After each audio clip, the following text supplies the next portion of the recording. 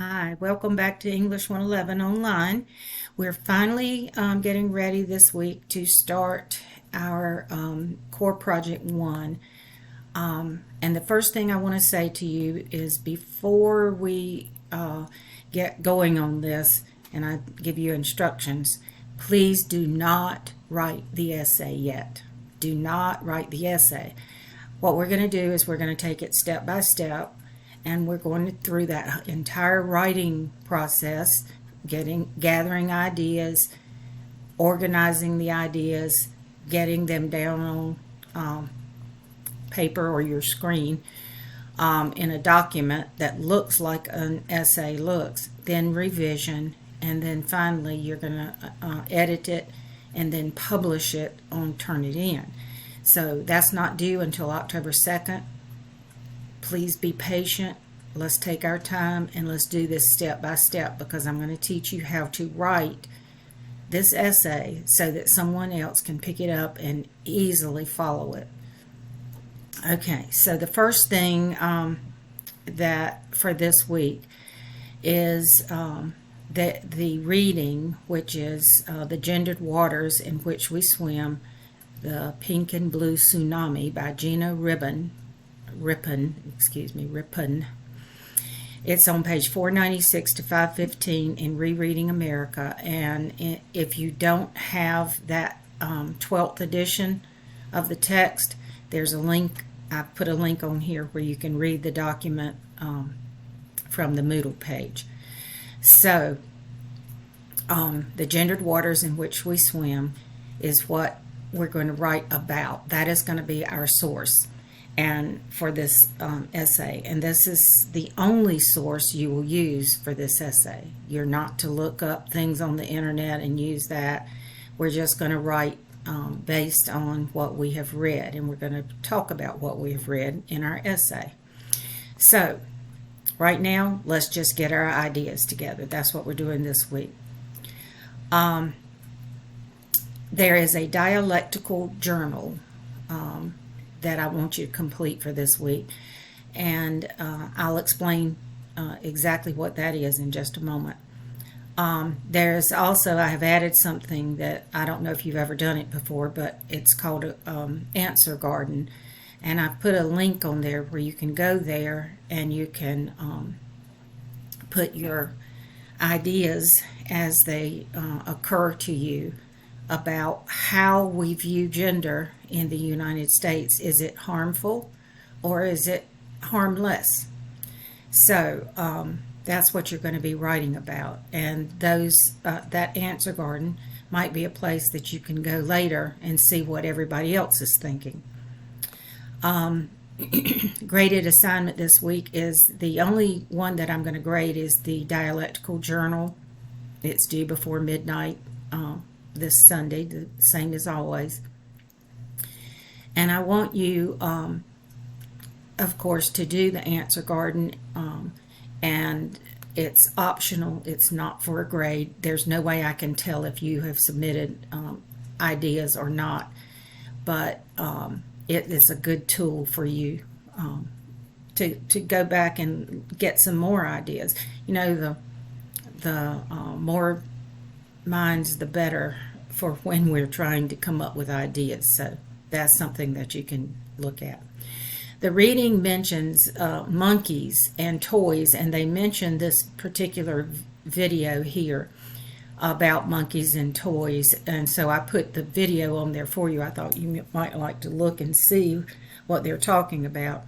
And then there's another one that I put on here, baboons and toys, for you to take a look at. And what they did for both of these, they put out typical girl toys, what we think of, dolls, stuffed animals, and they put out trucks and airplanes and things like that, which we would typically think of as boy toys. And then they let the male and female monkeys and baboons just go out there and explore and see what they're interested in. And in the monkeys and the toys, it seems that the females were more interested in the quote girl toys, unquote. But and the males were more interested in the trucks, the shiny parts on the trucks, the wheels that they could spin, and things like that. So I don't know if that is decisive enough to make any kind of scientific statement about, but that's what happened in those two experiments. We also need to go back and look at the slideshow presentation about writing an essay, and remember to get these course documents. You've got to be signed into your Nash student Gmail account. And then there is also a sample MLA formatted essay on reading from our text. You can refer back to that. This is something that Cindy Lou Who, my mysterious student, wrote this about using rhetorical strategies to establish effectiveness in how to do gender. Now, we read how to do gender, but this is just a sample essay that you can refer back to and look at the thesis statement, look at the way the topic sentences for the paragraphs come. But we're not writing the essay yet, so we're not writing the essay yet. Just another tool for you to go back and look at if you want to look at a well-formatted essay like I'm asking you to write. All right, so the assignment documents. Here is the Gendered Waters in Which We Swim. If you don't have the newest edition, the 12th edition, you won't have this reading in there because this is new to the 12th edition. So I have put a document up here that you can click on and read it online. You may also be able to just Google it and find it online, but I made it, I copied this from the 12th edition. So if you happen, some of you have mentioned that you had the 11th edition, and I told you I'd work with you when we got to something that wasn't in the 11th edition. So there it is right there. This is also the assignment document for the essay. I put this up here. Let's take a look at it. I put it up here just so you could see what you're going to do when we start to write, but you may want to know what you're going to do as you're reading too, because you're going to be reading to find answers. So this says you will demonstrate your writing skills by responding to the prompt below in an MLA formatted essay of 4 to 5 paragraphs. Your essay should have the following components: MLA format for document structure and in-text citation, introduction with a clear thesis statement answering the writing prompt, body paragraphs with clear topic sentences and supporting evidence from the course reading. And the course reading is The Gendered Waters in Which We Swim, the Pink and Blue Tsunami. A conclusion that summarizes and synthesizes your thesis statement, and a works cited page with all sources correctly cited according to the specifications of the MLA guide and the Little Seagull Handbook, and proper in-text citations that match the works cited. Now, I'm going to teach you every bit of this, so hold on, just get your answers together, get some ideas together, and I'm going to teach you how to write the introduction paragraph, exactly what needs to be in it. Do not write the essay now. Don't. Wait and do it in steps. You're going to get assignments for each of the steps putting this essay together. All right, so here's your writing prompt. Incorporating evidence from the essay you've read, compose a thesis-based essay. And we talked about thesis statements, but we haven't written an essay yet, so we haven't actually written a thesis statement. We're going to learn how to do that. That makes a claim for this question: is the way we think about gender in the United States harmful or harmless? Your claim should state one position only: the way we think about gender in the United States is harmful, or the way we think about gender in the United States is harmless. That's what you're going to have for your essay, but don't write the essay yet. We're not going to do it yet. All right. You're going to type your essay in a Google Doc as you normally would and submit it on the Turnitin link. So this is important here. You have not been asked to write about the Rereading America essay. Rather, you will use information from that essay to support the content of your own response to the writing prompt. You should read the complete essay so that you can adequately and effectively incorporate information from the source into your essay. Incorporating such information is required. You may not use any other sources for this essay.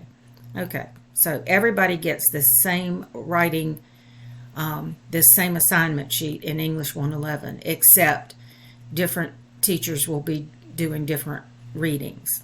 And so I've chosen the gendered waters in which we swim.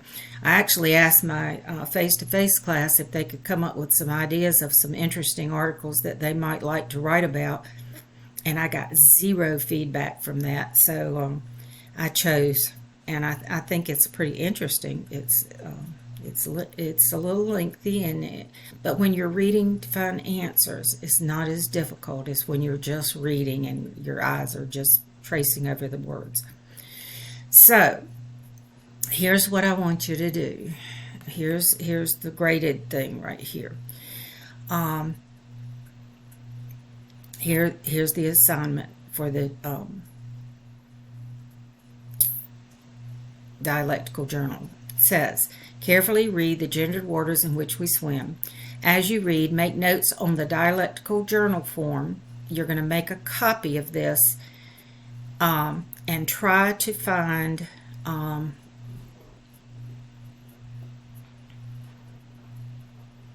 reasons that compartmentalizing males versus female, in other words, the way we kind of view men and women in the United States, is it harmful or is it harmless? You can take either side. It doesn't matter to me. You'll choose one side when we get ready to write the essay. We're just getting our ideas together right now, but the thing is, if you would like to, on your dialectical journal, when you come across something that shows that it's harmful, and then later you find something that shows how harmless it is, you can do both on your dialectical journal. I'm just going to look to see that you read and made some notes, but you might want to take part in both of the questions when you're doing your dialectical journal, because you don't have to decide which side you're going to take this week. We're just getting our ideas together. All right, and so here is the dialectical journal. Let me click on that so we can take a look at that.